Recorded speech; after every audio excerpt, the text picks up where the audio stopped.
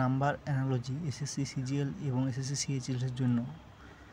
আমার এই ভিডিওগুলো পেতে হলে চ্যানেলটিকে সাবস্ক্রাইব করো এবং বেশি বেশি করে শেয়ার করো। ভালো লাগলে কমেন্ট করে এরকম ভিডিও সলভ করার জন্য কমেন্টে জানাও।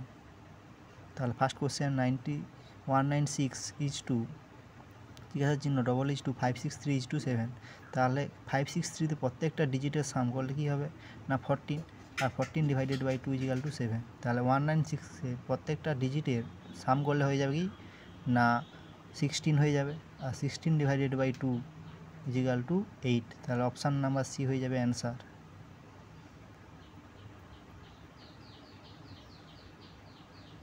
কোশ্চেন নাম্বার 2 1632:2 4284 =1530 জিজ্ঞাসার চিহ্ন।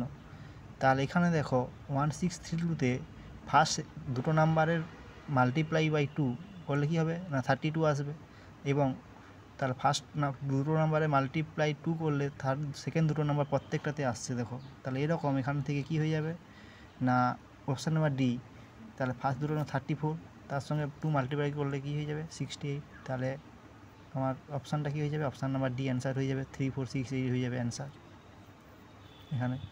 আর বেশি বেশি করে ভিডিওগুলো শেয়ার করো, আর এরকম ভিডিও সলভ করার জন্য কমেন্ট করো, আর ভালোবেসে সাবস্ক্রাইব করে দিও এবং বেশি বেশি করে পাশে থাকো।